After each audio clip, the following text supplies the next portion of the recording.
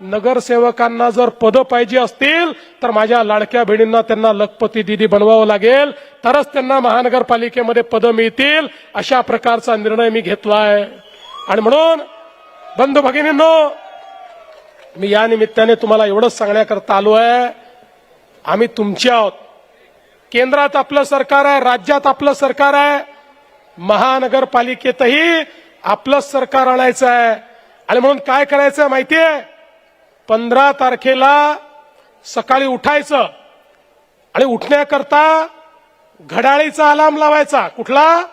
घड्याळीचा alarm लावायचा. आणि alarm वाजला की घड्याळ बंद करायचं, अलार्म बंद करायचा, ते घड्याळ घरीच ठेवायचं. आणि मग आपण मतदान केंद्रावर जायचं. आणि मतदान केंद्रावर गेल्यानंतर जी मशीन आहे त्याच्यावर फक्त कमळ पाहायचं.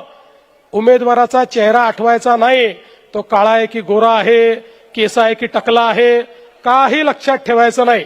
एकच गोष्ट लक्षात ठेवायची, कमळ कमळ कमळ.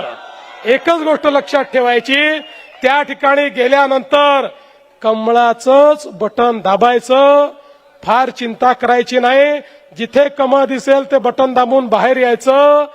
15 तारखेला तुम्ही कमळाची काळजी घेतली, 16 तारखेपासून 5 वर्ष तुमची काळजी आम्ही घेऊ, हा विश्वास तुम्हाला देतो.